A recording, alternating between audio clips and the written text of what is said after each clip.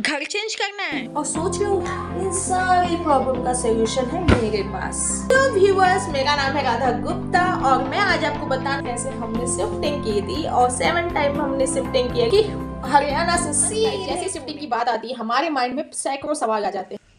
तो यह एक बेसिक स्टेप है जो कि ज़रूरी भी होता है और उसमें जो है आपको कभी कभी ऐसा होता है कि हमें चेंजिंग करना पड़ता है, वो जॉब से रिलेटेड हो या हम नया घर ले रहे हैं, तो यह पास में भी हो सकता है या दूर भी हो सकता है। तो आज मैं पास और दूर दोनों की बात बताती हूँ। पास में होता है तो ज़्यादा ईजी होता है, आप लोकल ट्रांसपोर्टर भी यूज कर सकते हैं, लेकिन अगर दूर है तो आप जानते हुए उसका वेबसाइट वगैरह चेक करने के बाद ही ट्रांसपोर्टर यूज कीजिए। भी घर की शिफ्टिंग करनी होती है तो दिमाग में स्ट्रेस तो आ ही जाता है कि हमें घर को चेंज करना है, इससे ज़्यादा हमें बहुत ज़्यादा मेहनत करनी पड़ेगी। आपको कम लोड के लिए आपको सबसे पहले कुछ सामान की छटनी करनी पड़ेगी। जो सामान आपकी ज़रूरत के नहीं है उसको अलग निकाल के रखना पड़ेगा ताकि वो आप उसको ना ले जाएं या उसको बेच के या किसी ज़रूरतमंद को दे सकें।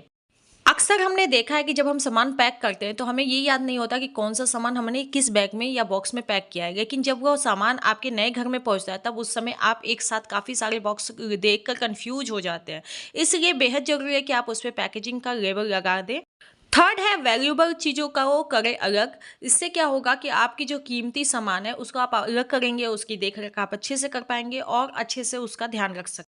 ये बहुत ही बेसिक चीज़ है। 3-4 घंटे लग जाते हैं ट्रांसपोर्ट को सामान लोड करने में और उसको पैकेजिंग करने में। तो इसके लिए तब तक के लिए आप अपने लिए पानी खाने पीने की व्यवस्था कर लें पहले से। पैकेजिंग के टाइम पे थोड़ा सा स्मार्टनेस आपको दिखाने की ज़रूरत है जिससे आपको बाद में कोई परेशानी ना हो। इसलिए आपको लोड करने वाले को थोड़ा सा बताते रहना है कि कौन सी चीज़ को इस बॉक्स में रख रहे हो, उस हिसाब से मुझे बता भी दो। और साथ में आप उसके साथ रख के मतलब बता सकते हो उसको, एडवाइस दे सकते हो कि आपको कौन सी सामान किस जगह पे रखवा। कपड़ों को आप हैंगर के साथ ही बैग में डालिए ताकि इससे जैसे ही आप दूसरे घर में जाएंगे तो आप वहाँ पे कपड़ों के साथ ही उसको अरेंज कर। इन सबसे अलावा जो सबसे इम्पोर्टेंट काम होता है वो होता है कि हम अपने ज़रूरी पेंडिंग काम को निपटा लें जाने से पहले कहीं दूसरे जगह पे, क्योंकि जो ज़रूरी काम है उसके लिए हमें रिटर्न ना आना पड़े या कोई हमें वहाँ पे दिक्कत ना हो नेक्स्ट जगह पे। इस वजह से सबसे पहले आप रेगुलेटर गैस को सबमिट कर दें 2-4 दिन पहले अपने दोस्त किसी से ले दे के। और जो भी अगर आपके कुछ डॉक्यूमेंट पेंडिंग है या वहाँ पे कोई काम पेंडिंग है तो उसको भी आप फुलफिल करा लीजिए।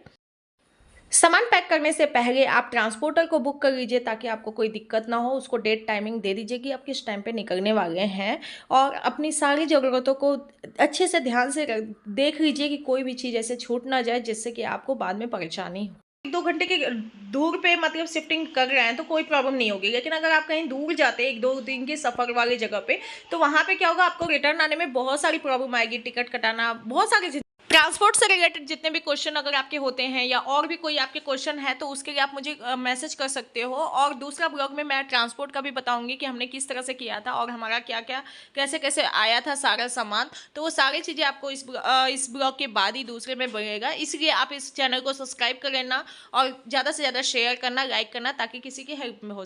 सबसे इम्पॉर्टेंट है आप जहाँ पे भी जा रहे हैं ना उसके बारे में, उस एरिया के बारे में जहाँ पे आपको घर लेना है, जहाँ पे आपका जॉब है, कहाँ डिस्टेंस है, स्कूल्स आपको देखना है तो स्कूल्स, ये सारी चीज़ों को इंटरनेट से सर्च करके जरूर देख लेना और कुछ ब्रोकर से बात कर लेना। अगर आपने घर ऑलरेडी देख रखा है तो शिफ्टिंग में कोई दिक्कत नहीं है, लेकिन अगर आपने घर नहीं देखा है तो पहले जाके देख लेना, समझ लेना।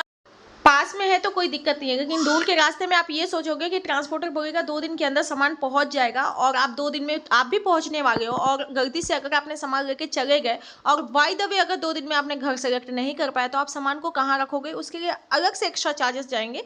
इस वजह से सामान को थोड़ा सा साइड में बाद में ले जाने की कोशिश कर सकते हैं। अगर स्कूल भी आपको पता करना है स्कूल भी पता कर सकते हो और इंटरनेट पे सारी चीज़ मिल जाती है। बस ये है कि आप वहाँ से इन्फॉर्मेशन लीजिए और फिर सीधे जहाँ पे आप जा रहे हैं वहाँ पे सर्च करके उन लोगों को बुलाइए, ब्रोकर को बुलाइए, वो तुरंत आपको घर दिखाना शुरू कर देंगे। वो डिपेंड करता है कि आपको पसंद कौन सा। आई होप आप लोग को इस ब्लॉग में पूरी इन्फॉर्मेशन मिल गई है। कुछ छूट गया है तो आप मुझे क्वेश्चन कर लेना और अगर ब्लॉग पसंद है तो प्लीज़ गाइस सब्सक्राइब जरूर करना, उससे हमें मोटिवेशन मिलता है।